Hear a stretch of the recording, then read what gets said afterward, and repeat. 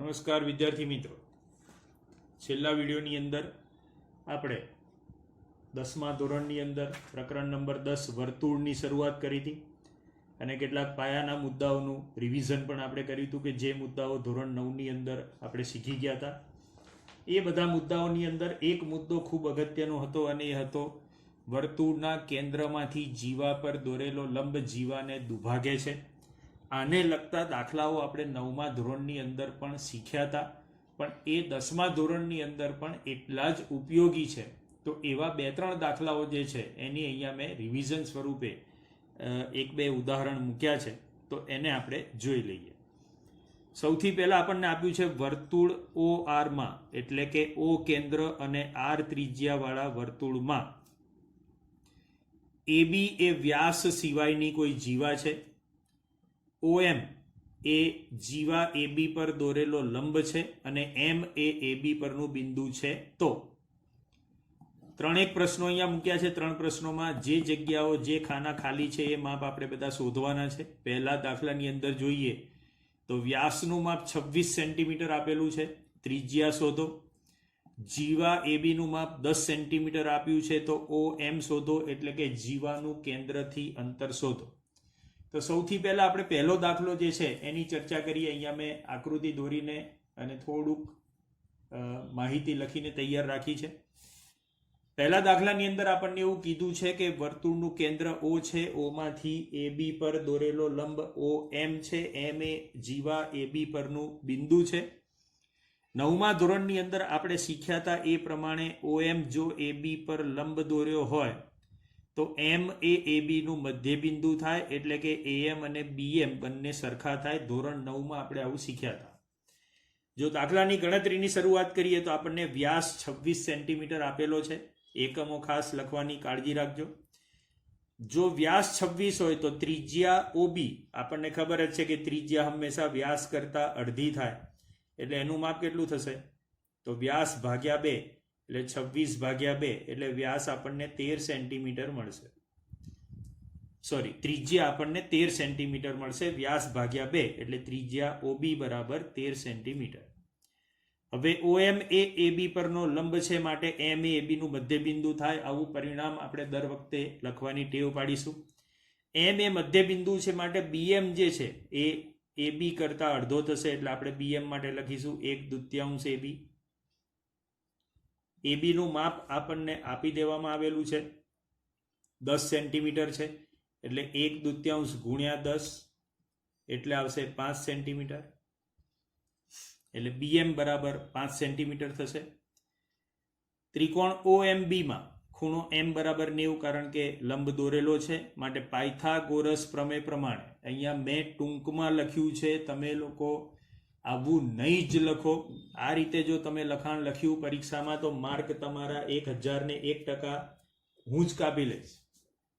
અમે અહીંયા માત્ર ટૂંકમાં લખીએ છીએ પાયથાગોરસ પ્રમેય પ્રમાણે. તમારે પૂરા વાક્યમાં લખવાનું છે પાયથાગોરસ પ્રમેય પ્રમાણે. કર્ણનો વર્ગ OB² બરાબર OM² વત્તા BM², બાકીની બે બાજુના વર્ગોનો સરવાળો. એ કિંમત આપણે મૂકવા પ્રયત્ન કરીએ તો OB² એટલે ત્રિજ્યાનો વર્ગ છે, ત્રિજ્યા આપણને ખબર છે 13નો વર્ગ બરાબર OM², OM આપણે શોધવાનો છે, એટલે OM² નો OM² જ રહેશે, વત્તા BM². BM બરાબર આપણને 5 આપણે શોધી કાઢ્યા છે, એટલે વત્તા 5નો વર્ગ થશે. 13નો વર્ગ થશે 169, માઇનસ 5નો વર્ગ જે છે 25, એ આપણે સામે બાદ કરી દઈએ, એટલે અહીંયા આવશે -25 બરાબર OM², અને માટે બાદબાકી થઈને આવશે OM બરાબર 144, OM² બરાબર 144, અને માટે OM બરાબર આપણને મળી જશે 144નું વર્ગમૂળ, એટલે 12 સેન્ટીમીટર. તો આવી બાબત આપણે 9મા ધોરણમાં શીખી ગયા છે, કે જેમાં આપણી પાસે ત્રિજ્યાનું માપ હોય અને જીવાનું માપ હોય તો જીવાનું કેન્દ્રથી અંતર આપણે શોધી શકીએ છીએ. હવે બીજું ઉદાહરણ લઈએ. એની અંદર કઈ બાબતો આપી છે જોઈ લઈએ. ઉદાહરણ 2 ની અંદર આપણને વ્યાસ આપી દીધો છે અને જીવાનું કેન્દ્રથી અંતર OM પણ આપી દીધું છે. તમારે ત્રિજ્યા અને જીવાનું માપ એ શોધી લાવવાનું છે. આપણે એની ગણતરી કરીએ. કેવી રીતે આપણે એને શોધીશું? અહીંયા આના માટે પણ મેં કેટલીક વિગતો લખીને તૈયાર રાખી છે. આકૃતિ મેં ફરીથી દોરી નથી. આકૃતિ ફરીથી એકવાર અહીંયા જોઈ લો, યાદ રાખજો મનની અંદર.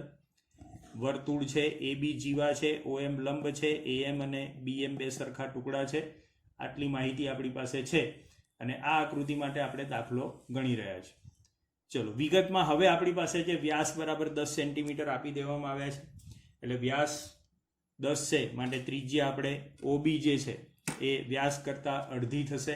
એટલે OB બરાબર વ્યાસ 10 ભાગ્યા 2 બરાબર 5 સેન્ટીમીટર. એટલે ત્રિજ્યા આપણને 5 સેન્ટીમીટર મળી ગઈ છે. હવે આપણા રૂટીન લખાણ પ્રમાણે લખીએ. OM લંબ AB એટલે કેન્દ્રમાંથી જીવા પર દોરેલો લંબ, જીવાને દુભાગે માટે M AB નું મધ્યબિંદુ છે, માટે AB બરાબર 2BM થશે. હવે અહીંયા BM AB કોઈના માપ આપણને ખબર નથી, એટલે આને પરિણામ 1 કરીને આપણે છોડી દઈએ છીએ.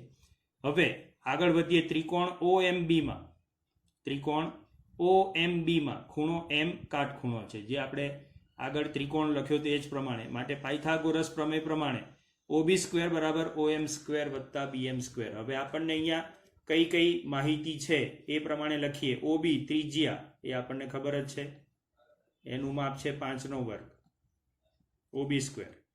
OM એટલે કે જીવાનું કેન્દ્રથી અંતર એ આપણને આપેલું છે 4, એટલે અહીંયા આવશે 4 વર્ગ અને વત્તા BM સ્ક્વેર. તો BM તો આપણે શોધવાનો જ છે, એટલે BM સ્ક્વેરના BM સ્ક્વેર જ રહેશે.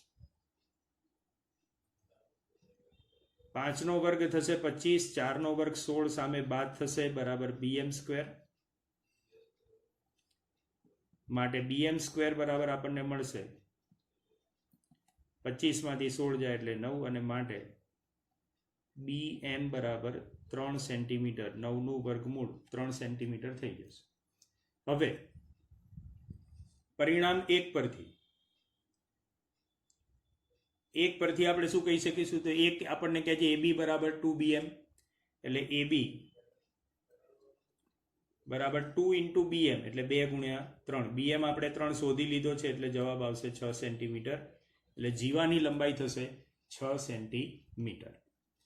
આ જ રીતે ત્રીજો દાખલો જે છે એની અંદર આપણને વિગત આપી છે, અહીંયા મેં લખી દીધેલી છે વિગત, કે ત્રીજા દાખલાની અંદર આપણને એવું કહી દીધું છે કે જીવા AB નું માપ 40 સેન્ટીમીટર છે, તેનું કેન્દ્રથી અંતર 21 સેન્ટીમીટર છે. કેન્દ્રથી અંતર OM બરાબર 21 સેન્ટીમીટર છે. અહીંયા આપણે લખી રાખીએ કે જીવાનું કેન્દ્રથી અંતર OM 21 સેન્ટીમીટર છે. આકૃતિ આપણી એની એ જ રહેશે, લખાણ બધું એનું એ જ રહેશે. AB 40 સેન્ટીમીટર છે, OM 21 સેન્ટીમીટર છે. OM લંબ AB, M AB નું મધ્યબિંદુ થાય, માટે BM એ AB નો અડધો થાય, એટલે 1/2 ગુણ્યા AB બરાબર 1/2 ગુણ્યા 40 બરાબર 20 સેન્ટીમીટર. એટલે BM નું માપ આપણને 20 સેન્ટીમીટર મળ્યું છે. વળી OM 21 સેન્ટીમીટર આપેલા જ છે.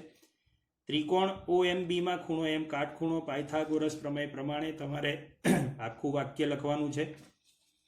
OB સ્ક્વેર બરાબર OM સ્ક્વેર વત્તા BM સ્ક્વેર. OM સ્ક્વેર અને BM સ્ક્વેર બંને આપણી પાસે છે. OM સ્ક્વેર એટલે 21 વર્ગ, BM સ્ક્વેર એટલે 20 વર્ગ. 21 વર્ગ થશે 441 વત્તા 400, બંનેનો સરવાળો થઈને થશે 841. એટલે OB સ્ક્વેર બરાબર 841 થશે. 841 નું વર્ગમૂળ થાય 29, એટલે OB બરાબર 29 સેન્ટીમીટર. એટલે ત્રિજ્યા, આ વર્તુળની ત્રિજ્યા OB એ 29 સેન્ટીમીટર થાય, માટે ત્રિજ્યા બરાબર 29 સેન્ટીમીટર અને વ્યાસ જે છે એ ત્રિજ્યા કરતા ડબલ થશે, એટલે 29 દુ 58 સેન્ટીમીટર એનો જવાબ આવશે. તો આ વસ્તુઓ જે છે એ આપણે 9મા ધોરણની અંદર શીખી ચૂક્યા છીએ અને 9મા ધોરણની અંદર આવતી આ બાબતોની આપણે આ વર્ષે ખાસ જરૂર પડવાની છે. માટે મેં 2-3 ઉદાહરણ રૂપ રિવિઝનના દાખલા અહીંયા લીધા છે. હવે આપણે આગળ વધવા જઈ રહ્યા છીએ ધોરણ 10 તરફ અને નવા ટોપિક તરફ, જે છે વર્તુળનો સ્પર્શક. હવે આપણે શરૂ કરી રહ્યા છીએ ધોરણ 10નો ટોપિક વર્તુળનો સ્પર્શક, જે આપણે આ વર્ષે નવી વાત શીખવાની છે તે. તો સૌથી પહેલા સ્પર્શકની વ્યાખ્યા શીખી લઈએ. સ્પર્શક એટલે શું એને સમજી લઈએ.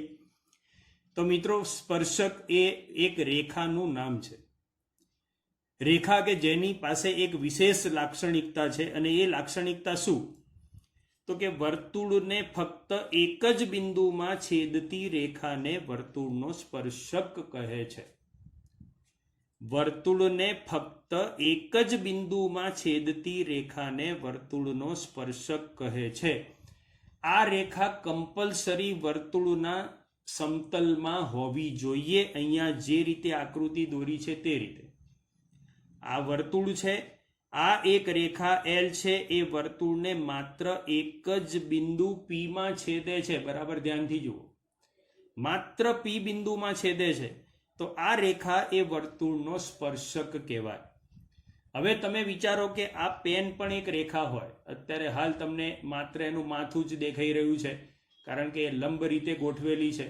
અત્યારે પરફેક્ટ તમને વિઝન આવશે અને સમજણ પણ આવશે કે આ રેખા હોય ધારો કે, તો આ રેખા પણ તમને દેખાય છે એમ વર્તુળને માત્ર એક જ બિંદુમાં છેદે છે. તમે જુઓ, માત્ર આ ઢાંકણાની ટોચ છે એ જ બિંદુમાં છેદશે. તો આ રેખાને વર્તુળનો સ્પર્શક કહેવાય કે ના કહેવાય? તો આ રેખા એ વર્તુળનો સ્પર્શક ના કહેવાય, કારણ કે આ વર્તુળના સમતલમાં નથી. આ રીતે જો એ રેખા આડી થઈ જાય અને વર્તુળને માત્ર એક જ બિંદુમાં છેદે તો એ સ્પર્શક બની જાય. પણ આ રીતે એ વર્તુળને એક બિંદુમાં છેદે તો એ સ્પર્શક બનતી નથી, કારણ કે એ એક બિંદુમાં છેદવાની સાથે વર્તુળના સમતલમાં નથી. એટલે વર્તુળના સમતલની રેખા વર્તુળને એક બિંદુમાં છેદે તો તે રેખાને વર્તુળનો સ્પર્શક કહેવાય, એવી એની સ્પષ્ટ સમજણ થાય. પણ આપણા કોર્સની અંદર માત્ર સમતલીય આકૃતિઓની જ વાત છે, માટે અહીંયા સમતલ શબ્દ અધ્યાહાર રાખ્યો છે. તમારે સમજી જવાનો કે આ રેખા એ વર્તુળના સમતલની જ કોઈ રેખા છે. એટલે વર્તુળને ફક્ત એક જ બિંદુમાં છેદતી રેખાને વર્તુળનો સ્પર્શક કહે છે.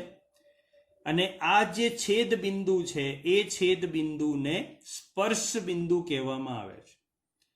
જે બિંદુએ વર્તુળને આ રેખા છેદે છે તે બિંદુને સ્પર્શકનું સ્પર્શ બિંદુ કહે છે.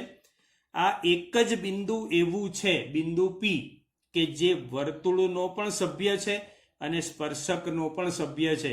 એટલે બીજી ભાષામાં કહીએ તો એવું પણ કહી શકાય કે વર્તુળ અને સ્પર્શકનું જે સામાન્ય બિંદુ છે, બંનેમાં જે કોમન બિંદુ છે, એ સામાન્ય બિંદુને જ આપણે સ્પર્શ બિંદુ કહીએ છીએ. એટલે સ્પર્શક એ એક રેખા છે અને તે વર્તુળને માત્ર એક જ બિંદુમાં સ્પર્શે છે. આ એક વર્તુળ છે, એને આવા કેટલા સ્પર્શકો દોરી શકીએ?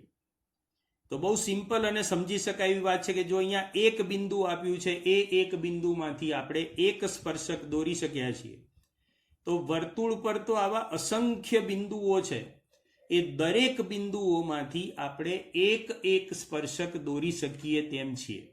એટલે વર્તુળ પર અનંત બિંદુઓ છે, તો આપણે વર્તુળને અનંત સ્પર્શકો દોરી શકીએ છીએ. એટલે કે વર્તુળને અનંત સ્પર્શકો દોરી શકાય. વર્તુળના કોઈ એક બિંદુએ એક અને માત્ર એક જ સ્પર્શક દોરી શકાય. એટલે જો વર્તુળ પર કોઈ એક બિંદુ ફિક્સ કરી દીધું કે આ વર્તુળ પર તમે કોઈ એક બિંદુ અહીંયા Q નક્કી કર્યું, તો આ Q માંથી વર્તુળને કેટલા સ્પર્શક દોરાય? તો Q માંથી વર્તુળને એક જ સ્પર્શક દોરી શકાય. એટલે વર્તુળ પરના બિંદુમાંથી વર્તુળને માત્ર એક જ સ્પર્શક દોરવામાં આવે છે. પછીનો મુદ્દો જોઈએ. એક જ વર્તુળને પરસ્પર સમાંતર હોય તેવા બે જ સ્પર્શક શક્ય છે. હવે વિચારો, આ સ્પર્શકો છે એટલે રેખા છે, અને રેખા છે એટલે સમાંતર અને લંબ રેખાઓની તો વાત થાય જ. તો બંને પરસ્પર સમાંતર હોય એવા કેટલા સ્પર્શક શક્ય છે? તો અહીંયા જે રેખા આપી છે એને સમાંતર હોય એવો બીજો જો સ્પર્શક આપણે વિચારવો હોય તો આ સ્કેલ પ્રમાણે વિચારી શકાય. અહીંયાથી બીજો એક સ્પર્શક નીકળશે કે જે આ સ્પર્શકને સમાંતર હશે. આ સિવાય બીજો કોઈ સ્પર્શક શક્ય નથી કે જે આપેલા સ્પર્શકને સમાંતર હોય અને વર્તુળનો પણ બીજો સ્પર્શક થતો હોય. એટલે પરસ્પર સમાંતર હોય એવા એક વર્તુળને માત્ર બે જ સ્પર્શકો રચી શકાય. એક અહીંયા અને બીજો આ બાજુ સામે સમાંતર રચવો હોય તો આપણે વિચારી શકીએ. એ જ રીતે વર્તુળના આપેલા સ્પર્શકને લંબ હોય તેવા બીજા બે સ્પર્શકો મળી શકે. હવે અહીંયા આપણે થોડીક રચના કરીને વિચારીએ કે આ કઈ બાબતની વાત થઈ રહી છે. તો આ સ્પર્શક જે આપ્યો છે એને લંબ હોય અને વર્તુળનો સ્પર્શક બનતો હોય એવી બીજી એક રેખા અહીંયા આવશે કે જે આની સાથે કાટખૂણો બનાવશે, અને બીજો એક લંબ સ્પર્શક અહીંયા આવશે કે જે આની સાથે કાટખૂણો બનાવશે અને આનો સ્પર્શક થશે. વર્તુળનો સ્પર્શક એક જ બિંદુમાં છેદે છે અને આની સાથે કાટખૂણો બનાવે છે. એટલે આપેલા સ્પર્શકને લંબ હોય એવા બીજા બે સ્પર્શકો રચી શકાય, મળી શકે, દોરી શકાય. અને એવા બે જ સ્પર્શક શક્ય છે કે જે કોઈ એક આપેલ સ્પર્શકને લંબ હોય. અને આ તમે જોઈ શકો છો કે પરસ્પર સમાંતર સ્પર્શકો જેની મેં ઉપર વાત કરી તો એવા બે જ સ્પર્શકો શક્ય છે કે જે પરસ્પર સમાંતર હોય. એટલે વર્તુળને પરસ્પર સમાંતર હોય તેવા બે જ સ્પર્શક આપણે રચી શકીએ. વર્તુળના બહારના બિંદુમાંથી વર્તુળને બે સ્પર્શકો, એના પછીનો નવો મુદ્દો છે આપણો. વર્તુળના બહારના બિંદુમાંથી વર્તુળને બે સ્પર્શકો રચી શકાય. બરોબર, અહીંયા શું કહેવા માંગે છે સમજીએ. ધારો કે આ એક વર્તુળ છે, બહારના બિંદુમાંથી આપણે સ્પર્શક રચવાના છે તો એવા બે સ્પર્શક રચી શકાય. અહીંયા પી એ વર્તુળની બહારનું બિંદુ છે જેમાંથી આપણે બે સ્પર્શક રચ્યા છે કે જે અનુક્રમે ક્યુ અને આર માં વર્તુળને સ્પર્શે છે. એટલે PQ અને PR એ વર્તુળના બે સ્પર્શકો છે. એટલે આપેલા વર્તુળને બહારના બિંદુમાંથી બે સ્પર્શકો રચી શકાય. ત્યારબાદ સ્પર્શકની એક આખી અલગ જ સંકલ્પના અહીંયા રજૂ કરવામાં આવેલી છે અને એ પણ આપણે ખાસ સમજવા જેવી છે. છેદિકાને આધારે સ્પર્શકની અહીંયા સમજણ રજૂ કરી છે. આ સમજણ આધારિત જ્યારે SQ પૂછાય તો વિદ્યાર્થીઓ મૂંઝાઈ જતા હોય છે. એટલે તમે બરાબર સમજી લેજો કે આ શું કહેવા માંગે છે. છેદિકા કોને કહેવાય? તો કે વર્તુળને બે બિંદુઓમાં છેદે, બે ભિન્ન બિંદુઓમાં છેદે એને છેદિકા કહેવાય. કોઈ પણ છેદિકા વર્તુળને બે બિંદુઓમાં છેદે એટલે એ છેદિકાને અનુરૂપ એક જીવા બને. ધારો કે અહીંયા હું છેદિકા AP ની વાત કરું તો છેદિકા AP ને અનુરૂપ જીવા રેખાખંડ AP થશે. AP એ છેદિકા AB ને અનુરૂપ જીવા છે. હવે આ છેદિકા AB ને મેં નીચેની તરફ સહેજ વાંકી વાળી છે. બિંદુ P હું એનું એ જ પકડી રાખું છું. તો થશે શું? જેમ જેમ આ છેદિકા નીચેની તરફ આવશે એ બિંદુના બદલે હવે એ છેદિકા P અને B માં છેદશે. આપણે વધુ નીચે લાવીએ છેદિકાને તો હવે એ P અને C માં છેદશે. વધારે નીચે લાવીએ તો એ P અને D માં છેદશે. દર વખતે શું થઈ રહ્યું છે એને બરાબર ધ્યાનથી સમજીએ તો બે જીવાના જે અંત્ય બિંદુઓ છે, છેદિકા સાથે જોડાયેલી સંકળાયેલી અનુરૂપ જીવાના જે અંત્ય બિંદુઓ છે એ અંત્ય બિંદુઓ જુઓ તમે એકબીજાની નજીક આવી રહ્યા છે. પણ જ્યારે એ છેદિકાને હું એટલી હદે વાળી દઉં કે બંને અંત્ય બિંદુઓ ભેગા થઈ જાય, એક જ બિંદુ પર આવી જાય, જેને સંપાતી થઈ જાય એવું કહેવાય, ત્યારે એ રેખા છેદિકાને બદલે સ્પર્શક બની જાય છે. આવી એક વ્યાખ્યા અને આવું એક વિધાન પણ અહીંયા આપેલું છે અને એ પણ તમારે ખાસ શીખવા સમજવા જેવું છે. જેના બે અંત્ય બિંદુઓ તેની અનુરૂપ જીવામાં સંપાતી હોય તેવી છેદિકાનો વિશિષ્ટ કિસ્સો એ વર્તુળનો સ્પર્શક છે. ફરીથી વાક્ય સમજો. આ ટેક્સ્ટબુકનું વાક્ય છે જેના બે અંત્ય બિંદુઓ તેની અનુરૂપ જીવામાં સંપાતી હોય તેવી છેદિકાનો વિશિષ્ટ કિસ્સો એ વર્તુળનો સ્પર્શક છે. વાક્ય સમજીએ. જેના બે અંત્ય બિંદુઓ તેની અનુરૂપ જીવામાં સંપાતી હોય, એટલે અનુરૂપ જીવાના અંત્ય બિંદુઓ એક જ બિંદુએ સંપાતી છે, એક જ બિંદુએ ભેગા થઈ જાય છે.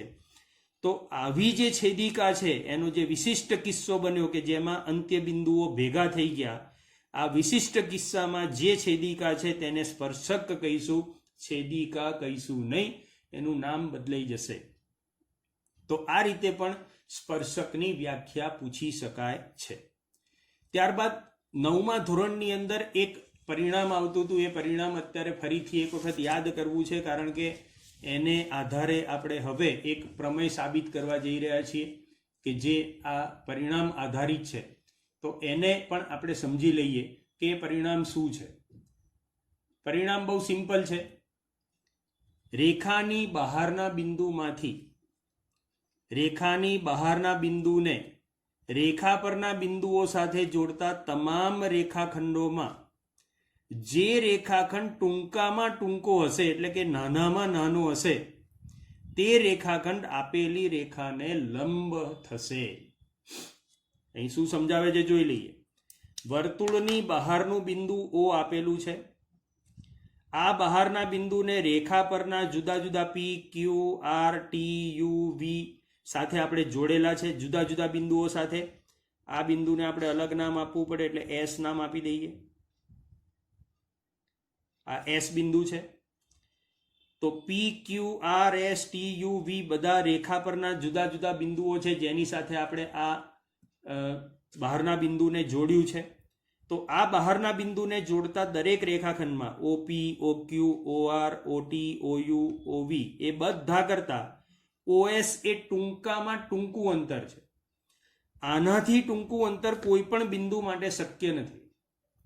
તો જો આવી પરિસ્થિતિ ઊભી થાય તો આ જે ટૂંકામાં ટૂંકું અંતર બનાવતો જે રેખાખંડ છે OS, એ રેખાખંડ OS એ આ રેખાને લંબ થશે. રેખાખંડ OS લંબ રેખા PV થશે, અથવા આપેલી રેખાને જો L નામ આપીએ તો રેખા L ને OS લંબ થશે. એટલે આ રેખાખંડ આપેલી રેખાને લંબ હોય છે.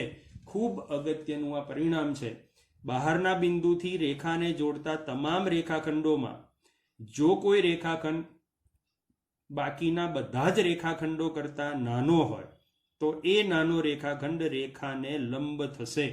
આવું એક પરિણામ આપણે શીખેલા છીએ, જેનો ઉપયોગ આપણે ધોરણ 10મા ચેપ્ટરનો પહેલો પ્રમેય સાબિત કરવામાં આપણે આ પરિણામનો ઉપયોગ કરવાના છીએ. એ પ્રમેય છે આપણો 10.1, જે આપણે આના પછીના વિડીયોની અંદર સાબિત કરીશું. અને પછી 10મા ધોરણના દાખલાઓની પણ ચર્ચા આપણે આના પછીના જ વિડીયોમાં ચાલુ કરીશું. ત્યાં સુધી વિરામ લઈએ.